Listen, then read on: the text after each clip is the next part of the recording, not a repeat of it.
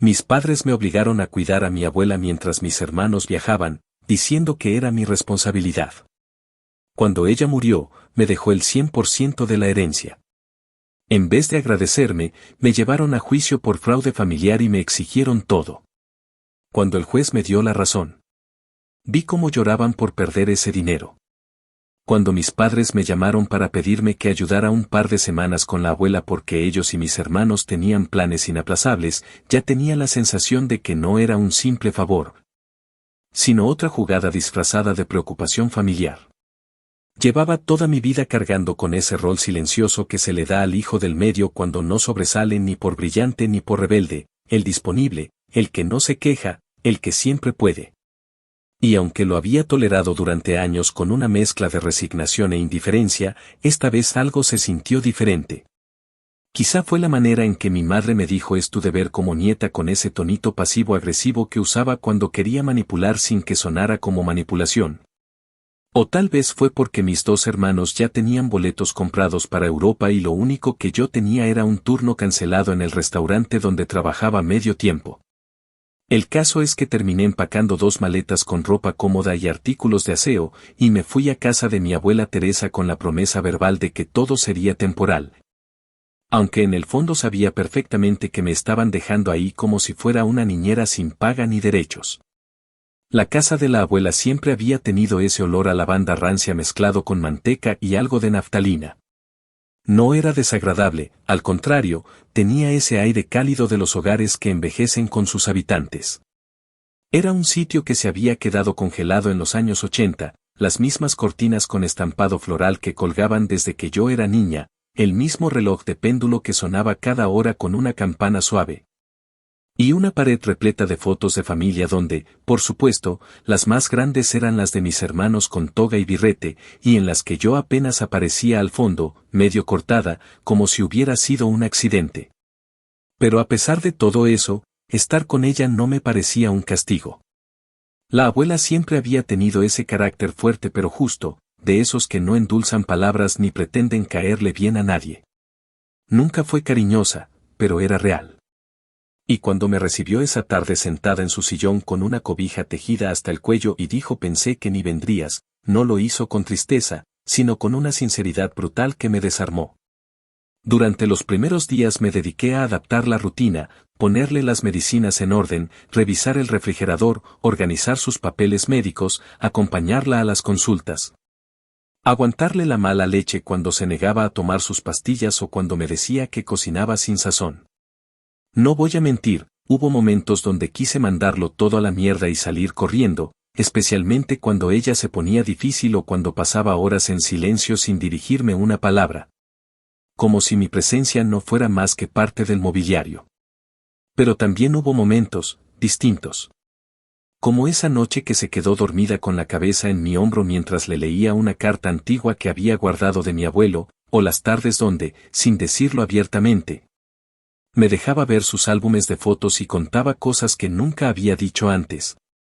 Como cuando trabajó de costurera en secreto para poder comprarle una bicicleta a mi padre o cuando vendió su anillo de bodas para ayudar a pagar la universidad de mi hermano mayor. Cosas que nadie sabía. Cosas que dolían. Mis padres llamaban una vez por semana, apenas unos minutos, y siempre con el mismo libreto, ¿cómo está mamá? No es mucha molestia, ¿verdad? Acuérdate que en unos días volvemos. Pero los días se convirtieron en semanas, las semanas en meses, y ellos seguían en sus viajes, publicando fotos en Instagram de atardeceres en Santorini o cenas en París mientras yo aprendía a cambiar pañales para adultos, a administrar insulina, a lidiar con los silencios y las noches largas donde la abuela me pedía que me sentara junto a ella porque tenía miedo de dormirse sola. Y así, sin darme cuenta, pasaron casi 6 meses. 6 malditos meses donde nadie se apareció por esa casa, donde las únicas manos que limpiaban el vómito, que servían la sopa, que se despertaban a las 3 de la mañana cuando ella tenía espasmos, eran las mías. Recuerdo perfectamente el día que murió. Fue en diciembre, justo antes de Navidad. Estaba fría, pero no hacía tanto frío afuera como el que sentí dentro cuando la vi exhalar por última vez mientras le leía una carta que me pidió escribirle al abuelo, una carta que decía te extraño, viejo. Pero esta niña me hace la vida más suave. Se fue sin ruido, sin drama, sin quejas. Se fue como vivió, en paz, pero con carácter. Llamé al médico, a la funeraria, a mis padres. Ellos llegaron casi 2 días después, con gafas de sol y cara de funeral, como si no hubieran pasado medio año ignorando a la misma mujer que ahora querían velar con toda la parafernalia posible. El testamento lo leímos en una oficina pequeña, en un edificio gris, con olor a papel húmedo y café viejo. El notario, un tipo bajito y nervioso, tardó varios minutos en aclarar lo que estaba diciendo. Pero no hizo falta repetirlo. Bastó una sola frase: la señora Teresa deja todos sus bienes a su nieta, mi nombre, por ser la única que estuvo presente en sus últimos días. En ese momento se hizo un silencio tan seco que hasta el puto reloj de pared pareció detenerse. Mi madre me miró como si acabara de acuchillarla en el pecho y dijo: esto no puede ser legal. Esto es un fraude familiar. Esto es una falta de respeto a la familia entera. Y fue ahí, justo en esa oración de mierda que escupió con veneno, donde entendí que, para ellos, yo nunca fui parte de la familia, fui la empleada temporal, la que les resolvió la incomodidad. Pero ahora que esa incomodidad valía cientos de miles de dólares, querían todo. Todo. Y lo peor no fue escucharlos gritarme que era una oportunista, o ver cómo mi padre intentaba convencer al notario de que seguramente la vieja estaba senil. Lo peor fue ver la cara de mis hermanos, esos cabrones que llevaban años tratándome como si no existiera, ahora mirándome como si tuviera algo que les pertenecía. Mi hermano mayor me dijo en voz baja: más te vale darnos nuestra parte, porque no te lo ganaste, te lo robaste. Y ahí supe que, así como yo había cuidado a la abuela hasta su último suspiro, ahora me tocaba cuidarme las espaldas. Porque lo que se venía no era una disputa por dinero. Era una puta guerra. Actualización 1. Pasaron apenas 3 semanas desde la lectura del testamento y ya me habían llegado 2 cartas certificadas del abogado de mis padres, una notificación judicial y un correo electrónico con copia a todos los miembros de la familia que todavía respiraban y sabían abrir una computadora. En las cartas me acusaban formalmente de abuso emocional a un adulto mayor con la intención de manipularla para un beneficio económico desproporcionado, palabras que, leídas así en frío, daban la impresión de que yo era algún tipo de buitre con diploma de sociópata que había llegado a la casa de mi abuela con un maletín lleno de contratos falsos y no como lo que realmente fui. La única persona que se quedó cuando nadie más quiso. Me le quedé viendo a los papeles durante varios minutos con la boca seca y un nudo en la garganta que no sabía si era rabia o tristeza. Llamé a una amiga abogada que conocía del restaurante, y lo primero que me dijo fue que eso era una jugada común: quieren hacerte sentir culpable, quieren quebrarte antes de tiempo. No firmes ni una puta servilleta sin asesoría. Así que busqué ayuda legal. No tenía mucho dinero ahorrado, pero usé parte de lo que había quedado de la cuenta conjunta que la abuela había usado para pagar sus medicinas y que ahora estaba a mi nombre, legalmente, según el testamento. Encontré un abogado que no cobraba por hora, sino por proceso, un tipo llamado MC Intaire que parecía salido de una película de los 90, pelo blanco, voz áspera, trajes baratos y una mirada tan cansada como calculadora. Lo primero que hizo fue leer en silencio todo el material mientras tomaba café negro como si fuera agua. Cuando terminó, soltó un gruñido y dijo que esto era una tontería con patas, que había visto demandas más sólidas entre primos peleándose por una barbacoa rota. Aún así, me explicó que en Oregón las demandas familiares podían escalar rápido si uno no las enfrentaba con firmeza. Había que reunir pruebas, testigos, documentos. Todo. Y yo los tenía.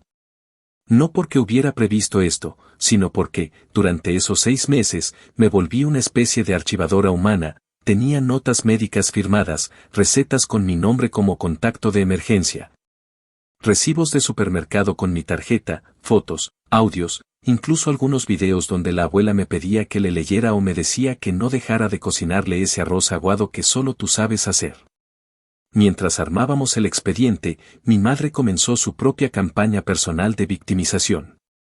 Publicó una serie de mensajes en Facebook que eran tan patéticos como agresivos, decía que yo había aprovechado el deterioro mental de una anciana para llenar mis bolsillos. Que la abuela estaba aterrorizada los últimos meses y que por eso ya no quería visitas.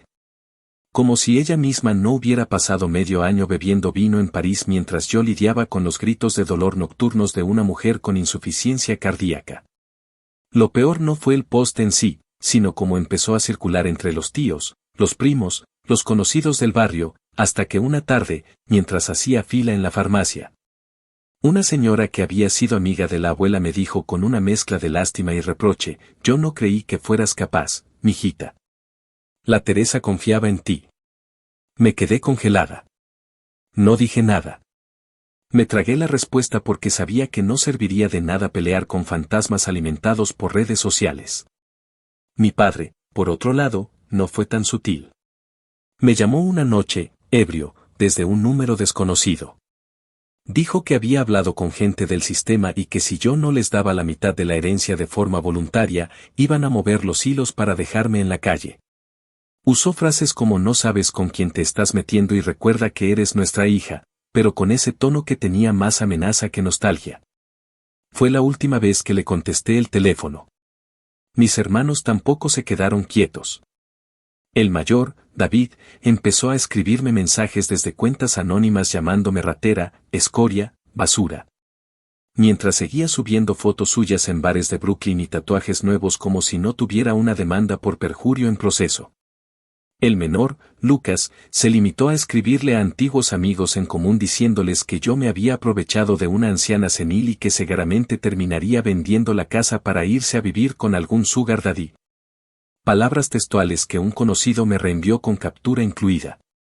Nunca había sentido tanto desprecio dirigido hacia mí, tan concentrado, tan venenoso, y lo más triste era que venía de gente que compartía mi apellido, mi sangre, mi infancia. A medida que todo eso pasaba, MC Intaire no se inmutaba. Reunía papeles, organizaba pruebas, hablaba con voz pausada mientras comía donas azucaradas. Me insistía en que no contestara nada, que no me rebajara, que no mostrara emociones. Me costaba. Una parte de mí quería ir a cada casa de cada familiar y gritarles en la cara todo lo que había hecho por esa mujer, todo lo que me había dolido verla irse. Todo lo que tuve que tragarme sola mientras ellos brindaban en terrazas y se hacían los importantes. Pero no lo hice. Me tragué cada palabra. Me enfoqué en armar un puto muro legal para que no pudieran tocar ni un centavo de lo que la abuela había dejado. Fue en medio de ese proceso que encontré algo que no esperaba, una carta. Estaba dentro de una Biblia que la abuela guardaba en su mesita de noche. La carta estaba dirigida a mí, escrita a mano con su caligrafía temblorosa. Decía cosas como gracias por no dejarme sola, hiciste que mis últimos días valieran la pena, y al final, una frase que aún hoy no puedo leer sin sentir un nudo en el estómago: no te sientas culpable por lo que te dejo. Es menos de lo que mereces, pero es todo lo que tengo. Y es tuyo. Esa carta fue el ancla que me sostuvo cuando me sentía como si estuviera nadando entre tiburones que se hacían llamar familia. Fue la confirmación de que, por primera vez en mi vida, alguien me vio. No como la hija útil, no como la nieta disponible. Me vio a mí. Y mientras ellos se preparaban para irse con todo, yo me preparaba para no darles ni mierda. Porque esto ya no era solo por la herencia. Era por mí. Por cada noche sin dormir. Por cada llamada ignorada.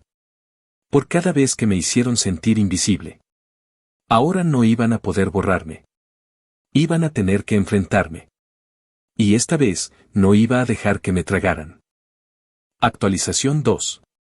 Habían pasado ya casi 2 meses desde la primera notificación legal cuando finalmente se fijó la fecha para la audiencia preliminar. Para ese punto ya estaba agotada, no solo emocionalmente, sino mental, física y hasta espiritualmente. Nunca había pisado una corte como parte de un proceso judicial, y mucho menos uno donde los demandantes fueran mi propia familia. El nivel de cinismo con el que mis padres se movían me seguía sorprendiendo. Llegaron al juzgado vestidos como si fueran a una misa de domingo, mi madre con un vestido sobrio y una expresión dolida perfectamente ensayada. Mi padre con un traje que claramente no se ponía desde su última entrevista de trabajo hace años.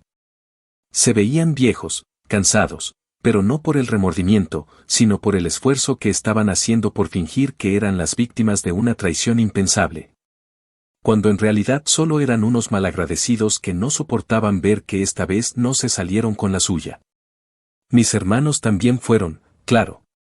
David, el mayor, llegó con una carpeta en la mano y un aire de superioridad tan ridículo que me daban ganas de reírme. Se la pasaba cruzando miradas conmigo como si esperara que me quebrara con solo verlo. Lucas, el menor, tenía esa expresión de fastidio de quien cree que está perdiendo el tiempo, pero en el fondo se le notaba la rabia. Yo me senté sola, con MC a mi lado, que ni se quitó el abrigo cuando llegó. Sacó su libreta, su bolígrafo gastado, y me dijo al oído, no hables. No mires. No cedas. Ellos van a intentar provocarte.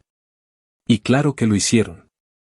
Desde el momento en que empezó la audiencia, su abogado, un tipo con pinta de vendedor de seguros, comenzó a construir toda una narrativa patética donde yo era una especie de cuidadora fría y calculadora, que aprovechó el deterioro cognitivo de la abuela para manipularla emocionalmente.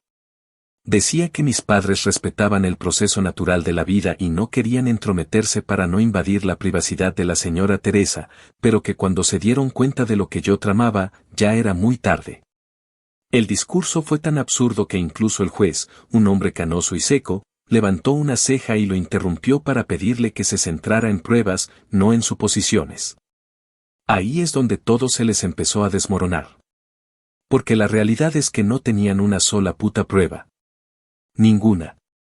Ni un testimonio creíble, ni un informe médico que dijera que la abuela tenía deterioro mental, ni una carta, ni una grabación. Lo único que tenían eran suposiciones, resentimientos y un ego herido. Cuando el abogado de ellos intentó mostrar unas capturas de pantalla de mensajes no respondidos, insinuando que yo había aislado a la abuela para que no pudiera comunicarse con ellos, MC se levantó con una lentitud que me pareció hasta poética, y sacó de su carpeta un fajo de documentos con registros de llamadas entrantes, salientes, mensajes contestados. Logs de videollamadas con fechas y horarios donde claramente los únicos que no respondían eran ellos. Incluso mostró una captura de un mensaje donde mi madre le decía a la abuela, ya hablaremos pronto, estamos muy ocupados con el tour, en referencia a su viaje por Italia. Lo más jodido para ellos fue cuando MC presentó la carta que yo había encontrado en la Biblia. La leyó en voz alta, con esa voz cascada pero firme, cada palabra escrita por la abuela con esa tinta azul y esa caligrafía temblorosa que a mí me partía el alma, pero que en ese momento se sintió como una espada. El juez la tomó, la leyó por su cuenta, y luego dijo algo que aún recuerdo con una claridad brutal, no veo, hasta este punto, evidencia alguna de que la señora Teresa haya sido manipulada. Al contrario, esto parece ser una decisión clara, razonada y muy consciente. Mi madre apretó los dientes. Mi padre bajó la mirada. David cruzó los brazos, como un niño mimado que no consigue lo que quiere. Y Lucas soltó un suspiro de rabia, como si esperara que el sistema se pusiera de su lado solo porque sí. Esa audiencia no resolvió el juicio, pero sí marcó el tono. Fue la primera vez que se toparon con la realidad, que no era tan fácil como gritar injusticia y que las cortes no se manejan por sentimentalismos inventados. MC al salir del juzgado, me dijo que teníamos el 80% del camino hecho, pero que no bajara la guardia. Los que no saben perder, tampoco saben parar. Y tu familia está llena de gente así. Y tenía razón. Porque los días siguientes comenzaron una guerra silenciosa pero constante. Correos reenviados a gente del vecindario con recortes de la demanda, insinuaciones disfrazadas de preguntas, chismes que se movían como veneno por el grupo de WhatsApp familiar donde yo, obviamente, ya había sido eliminada. Empecé a notar cómo algunos conocidos me miraban con incomodidad, como si no supieran si creer lo que oían o lo que sabían de mí. Algunos me escribieron en privado para preguntar cómo estaba, pero se notaba que era curiosidad disfrazada de interés. Una parte de mí se sintió tentada a escribir un gran comunicado, a explicar todo en redes sociales, a poner la carta de la abuela en público y dejar que el mundo viera quién era quién. Pero no lo hice. Porque en el fondo sabía que eso no era lo que quería ella. Mi abuela nunca fue de esas que lavaban los trapos sucios frente a todos. Ella confiaba en los hechos, en la firmeza silenciosa, en dejar que el tiempo y la verdad hicieran su trabajo. Así que, en vez de pelearles en su propio terreno, me dediqué a seguir fortaleciendo mi caso. Reuní más documentos, conseguí una carta del médico de cabecera que afirmaba que la abuela estaba plenamente consciente cuando firmó el testamento. Contacté a una vecina que venía todos los miércoles a tomar el té con nosotras y que estaba dispuesta a testificar cómo me vio cuidarla día y noche sin que nadie más apareciera por ahí ni a dejar una tarjeta. Mientras todo eso ocurría, la casa seguía sintiéndose vacía. A veces me sentaba en su sillón, el mismo donde murió, y me preguntaba si todo esto valía la pena. Si la herencia, por justa que fuera, no se estaba convirtiendo en un castigo más que en una bendición.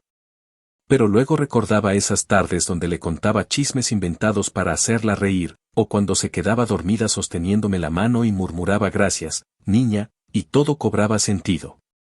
Esto no era por el dinero. Era por la dignidad. Por no permitir que la historia la escribieran los que no estuvieron ahí, los que se borraron cuando más se les necesitaba. Y si querían guerra, pues guerra iban a tener. Pero no una con gritos ni escándalos. No.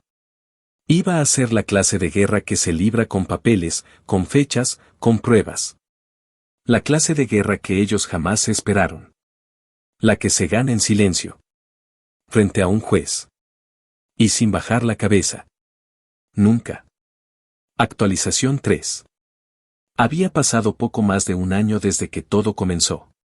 12 malditos meses entre audiencias, documentos, declaraciones, citas legales, silencios incómodos con gente que antes me sonreía y ahora cruzaba la calle cuando me veía pasar.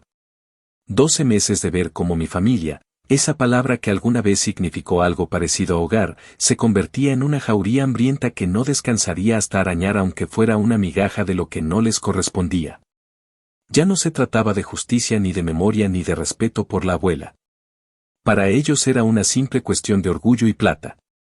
Y como no soportaban la idea de que la del medio, la hija sin méritos, la hermana que no hizo nada con su vida, fuera ahora dueña de algo más grande que sus míseras apariencias, decidieron alargar todo lo posible el proceso. Amparándose en tecnicismos absurdos y mociones inútiles con tal de no dejarme vivir en paz.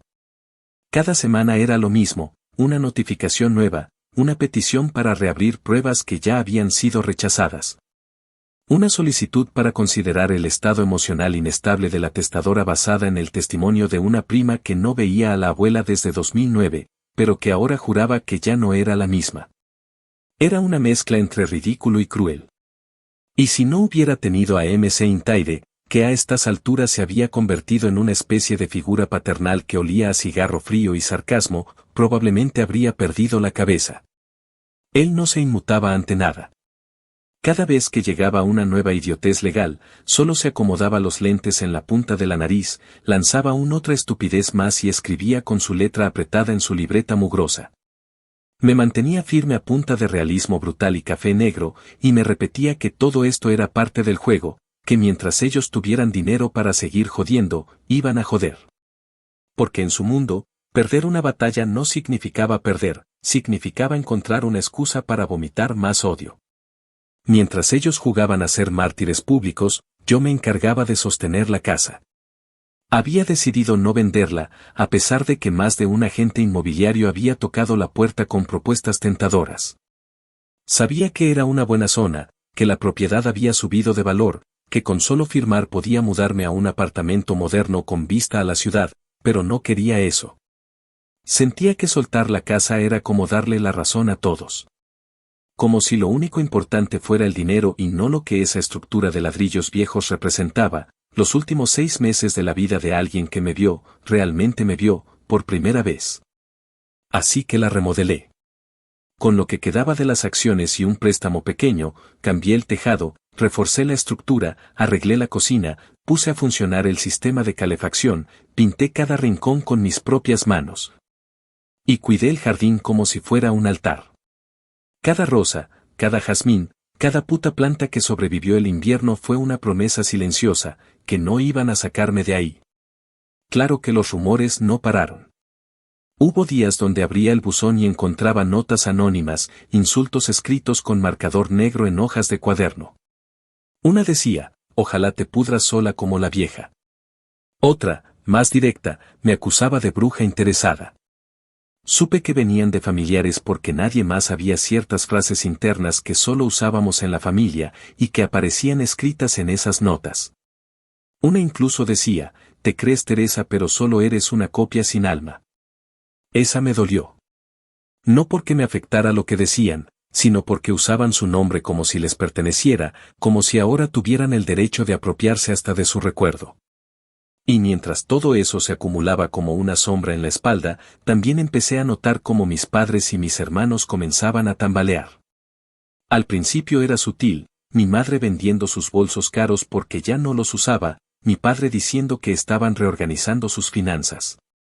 Pero luego comenzaron los tropiezos más grandes, se supo que habían tenido que hipotecar la casa para cubrir parte de los costos legales, que habían vendido su carro y comprado uno más viejo, que David había cerrado su agencia creativa por falta de clientes y que Lucas ya no viajaba cada fin de semana como solía publicar. Eso, en otro contexto, me habría provocado compasión. Pero ahora solo me parecía un ajuste natural. Una consecuencia. Un retorno lógico. Porque mientras ellos gastaban hasta lo que no tenían en tratar de quitarme algo que no les pertenecía, yo seguía firme. Sin escándalos, sin insultos, sin campañas sucias. Solo defendiendo lo mío. Lo único que alguna vez fue mío sin tener que compartirlo con nadie. También empecé a reconstruirme a mí. Poco a poco. Entre tanta mierda, abrí espacio para mí. Comencé a cocinar de nuevo, no por obligación, sino porque me daba paz. Rescaté las viejas recetas de la abuela, y sin darme cuenta, comencé a vender panes artesanales por encargo. Primero fueron las vecinas, luego el señor del mercado, después alguien que tenía una cafetería en el centro me pidió surtirles los domingos. Y así, sin planearlo, comencé a tener algo propio. Algo que salía de mis manos, que olía a esfuerzo y sabía a justicia. Y eso también les dolió. Me enteré por una ex amiga que mi madre decía que seguro me estaba quedando con dinero escondido, que quizá hasta usé la tarjeta de la abuela antes de que muriera y que por eso me estaba yendo bien. No podían aceptar que no solo había ganado el cariño de la mujer que les dio la vida, sino que ahora también estaba levantando algo con ese cariño como cimiento. Por dentro, claro, había días donde me rompía. Donde lloraba en silencio sentada en la ducha, donde la ansiedad me atrapaba tan fuerte que me costaba respirar. Hubo noches donde soñaba con la abuela y despertaba sudando, sintiendo su ausencia como un hueco en el pecho. Pero me obligaba a seguir. Porque esto no era solo por mí. Era por ella. Por lo que representaba. Por todo lo que les aguantó a esos que ahora la usaban como excusa para ganar dinero. Porque nadie, absolutamente nadie, tiene el derecho de usar la memoria de alguien que no estuvo para ellos. Y aunque ellos seguían en pie, yo ya podía ver que estaban fracturados. No por mi culpa. Por la suya. Por no saber aceptar una verdad simple, que cuando llega el momento de cuidar, de dar sin esperar, de estar aunque no convenga, no todos están dispuestos. Y el que sí lo hace, merece algo más que desprecio. Merece respeto. Merece paz. Y yo me iba a asegurar de conseguirla, aunque tuviera que enterrarlos con cada puto papel legal si era necesario. Porque ya no era la hija pasiva que decía que sí a todo. Ahora era alguien con raíces. Y no pensaba moverme ni un centímetro. Actualización 4. Pasaron casi 17 meses desde que comenzó todo. 17 malditos meses desde esa primera llamada disfrazada de favor familiar, hasta ese día lluvioso en que crucé las puertas del tribunal para escuchar el veredicto final. Había algo brutalmente simbólico en cómo se comportaba el clima esa mañana, el cielo gris, la lluvia cayendo sin piedad, el sonido de los autos salpicando el asfalto sucio mientras yo caminaba con los pies empapados. El abrigo pegado a la piel y los dedos fríos aferrándose a la carpeta de documentos que ya me sabía de memoria. No era la primera vez que entraba a esa sala de audiencias, pero sí fue la primera en la que sentí que todo lo que había cargado durante casi 2 años estaba a punto de volverse un cierre definitivo. Ya no era miedo lo que me recorría el cuerpo, ni siquiera nerviosismo. Era esa calma que viene cuando estás tan harta, tan llena, tan desgastada, que lo único que quieres es que la pesadilla termine. Que alguien, por fin, diga, esto se acabó. Entré antes que ellos. Me senté en la misma fila de siempre, junto a MC Intaire, que esa mañana llegó con su usual café negro en vaso de cartón, una corbata mal puesta. Y esa expresión seca que nunca supe si era cansancio o su manera de protegerse de tanto caso podrido. Me miró de reojo y solo dijo, no te muevas. No hables. Ya está todo listo. Y sí, lo estaba.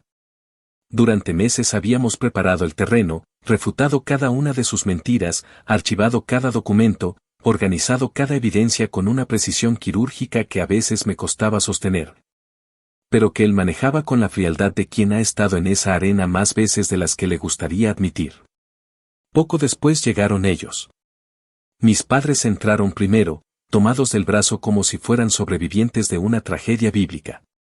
Mi madre con su cara inflada por el llanto o quizás por los ansiolíticos, vestida con un conjunto sobrio y un peinado cuidadosamente armado para dar la apariencia de una señora que lo ha perdido todo injustamente. Mi padre, por su parte, parecía más una sombra de sí mismo, más flaco, más encorvado, con el traje colgándole de los hombros como si ya ni siquiera le perteneciera. Detrás venían mis hermanos, los dos con semblantes apagados, vestidos como si fueran a una entrevista para un trabajo que no querían, pero necesitaban. Ninguno de ellos me miró. Y eso me confirmó algo que ya sospechaba desde hace tiempo, no era solo odio lo que sentían. Era vergüenza. Porque por más que intentaran disfrazarlo, sabían que habían perdido mucho más que una batalla legal. Habían perdido el poco respeto que les quedaba, la fachada, la autoridad moral con la que siempre se habían movido como si el mundo les debiera algo. Cuando el juez entró, el silencio fue absoluto. Ni un murmullo. Solo el sonido de su toga rozando el suelo y el eco de sus pasos firmes mientras se sentaba en el estrado. Era el mismo juez de las audiencias anteriores. Un tipo viejo, con cejas gruesas y una voz grave que no desperdiciaba palabras. No hizo discursos, no se extendió en explicaciones innecesarias. Se limitó a leer, con calma pero sin titubeos, los puntos principales de la sentencia. Dijo que tras revisar las pruebas presentadas, los testimonios, los documentos oficiales, los registros médicos y en especial, las declaraciones notariales de la señora Teresa, no se encontró indicio alguno de coacción, presión indebida o manipulación emocional por parte de la demandada, es decir, yo. Dijo que el testamento estaba legalmente elaborado, con plena conciencia y lucidez de la testadora, y que cualquier intento por invalidarlo carecía de fundamento legal, por lo que se desestimaban todos los cargos en mi contra. Finalizó con una frase simple, pero que me cayó como un trueno directo al pecho: la herencia permanece tal y como fue dictada. La señorita, mi nombre, es la única y legítima heredera. Durante un segundo no supe si había escuchado bien. MC Intaire me dio un leve codazo, apenas un movimiento sutil, como diciendo, ahí lo tienes.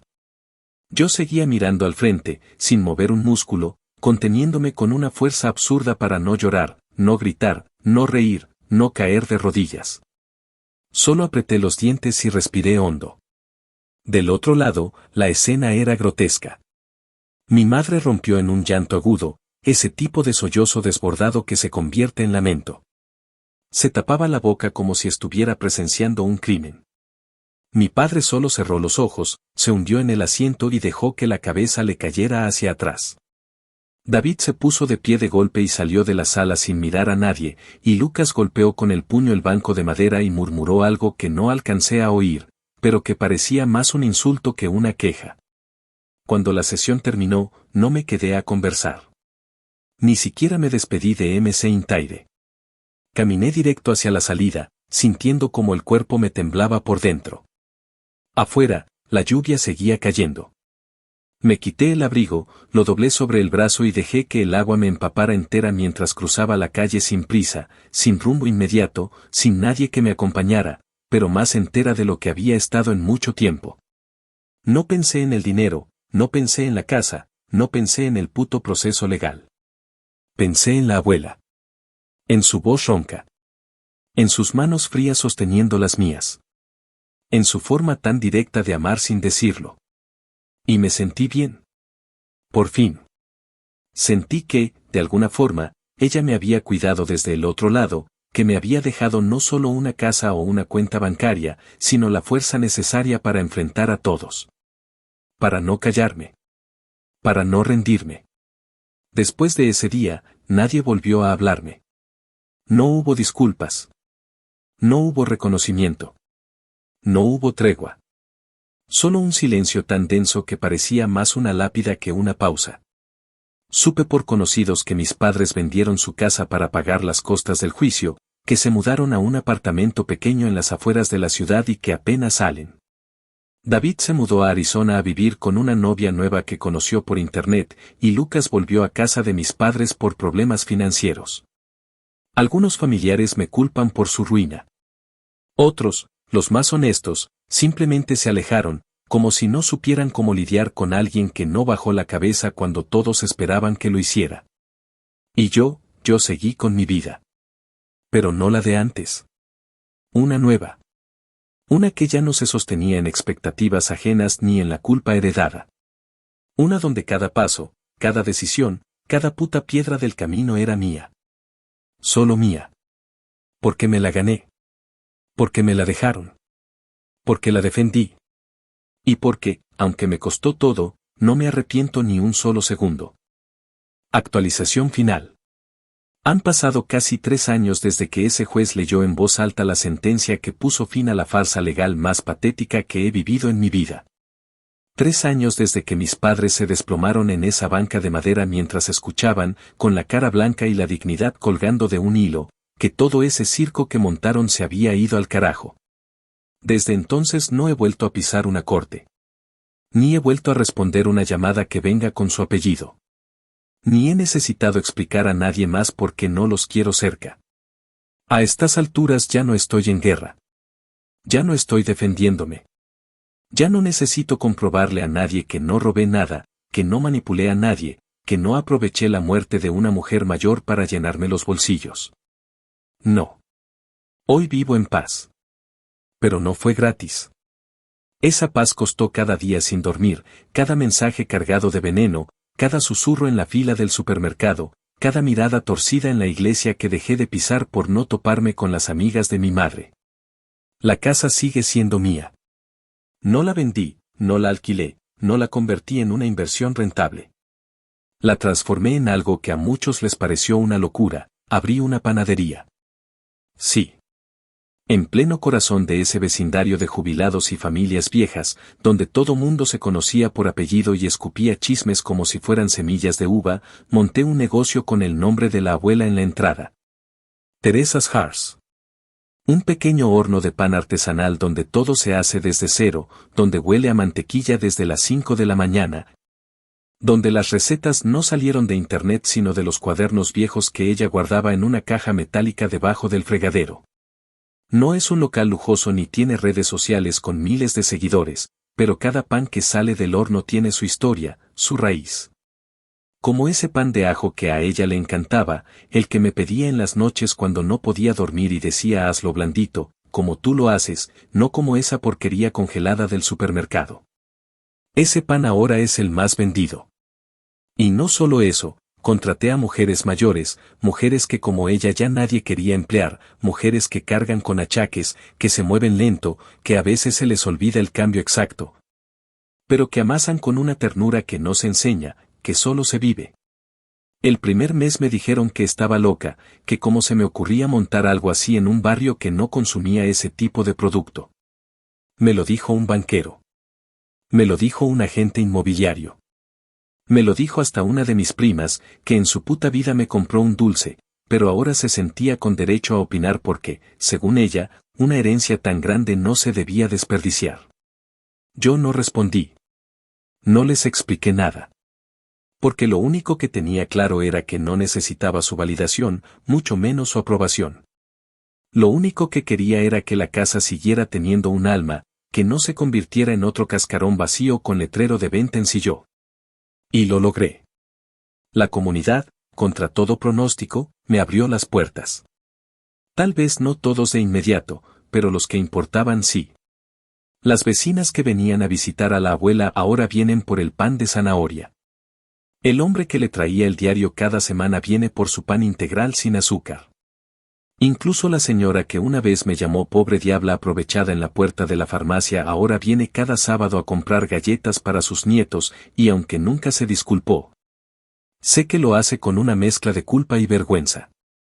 Y me da igual. Porque no estoy aquí para cobrar favores ni para pedir disculpas. Estoy aquí porque quiero. Porque puedo. Porque esta puta esquina llena de harina y olor a levadura, es el monumento más digno que le pude hacer a esa mujer que me vio cuando nadie más quiso. De mis padres no sé mucho. Me enteré, por terceros, que vendieron casi todo lo que tenían. Que el departamento donde viven ahora es alquilado y pequeño. Que apenas salen. Que mi padre se sienta en el porche con la misma cara de derrota con la que lo vi salir del juzgado. Mi madre, al parecer, desarrolló una enfermedad nerviosa leve. No sé si es real o si es otra de sus maneras de manipular la atención. No me interesa. Lo que sí sé es que desde hace un tiempo comenzó a ir a misa todos los domingos. No por fe. Por culpa. Porque lo único que le queda ahora es intentar encontrar perdón en un lugar donde nadie le va a exigir responsabilidades. Pero el verdadero castigo no se lo dio ningún juez ni ninguna hija desobediente. Se lo dio la vida. La soledad. El darse cuenta de que se equivocó. Que apostó por los hijos que la olvidaron y que despreció a la única que se quedó cuando nadie más quiso ensuciarse las manos. David no volvió a la ciudad. Vive en Arizona, cambiando de trabajos como de camisetas. A veces aparece en redes vendiendo cursos de liderazgo emocional o emprendimiento consciente. Un chiste. Lucas trabaja de chofer en una empresa de transporte privado y, según supe, todavía le dice a todo el que quiera escucharlo que esa herencia nos tocaba a todos, como si repetirlo una y otra vez fuera a cambiar lo que ocurrió. Nadie me ha pedido perdón. Nadie ha intentado acercarse con la intención real de reconciliar. Y si algún día lo hacen, les voy a decir que no. No porque les guarde rencor, ese peso ya no lo cargo, sino porque no me interesa volver a ocupar un lugar en una familia que solo me quiso cuando podía servirme como instrumento. Hoy me levanto cada mañana con las manos llenas de harina, con las uñas gastadas, con la espalda cansada y las piernas hinchadas. Pero con el alma limpia. Nadie me paga por sonreír. Nadie me grita por llegar tarde. Nadie me obliga a poner buena cara mientras me parten en pedazos. Hoy soy yo. Dueña de mi tiempo. De mi historia. De esta casa que ya no es la herencia maldita por la que quisieron destruirme, sino un hogar que respira. Que huele a pan, a café, a dignidad. Y cada vez que cierro la caja registradora y apago el horno, camino hasta el fondo de la casa, hasta la habitación donde ella dormía, y me siento un rato frente a su vieja silla. No digo nada. No necesito hablar. Solo me quedo ahí, en silencio, escuchando el eco de sus pasos, recordando su voz diciéndome, no dejes que nadie te saque de aquí. Esta casa es tuya, niña. Siempre lo fue. Y yo sonrío. Porque cumplí. Porque resistí. Porque no dejé que me quitaran lo que me dejó quien más me amó sin adornos. Y si eso no es venganza, si eso no es justicia, entonces que el mundo arda. Yo ya gané. Y ellos lo saben. Aunque nunca lo digan. Aunque les duela hasta la muerte.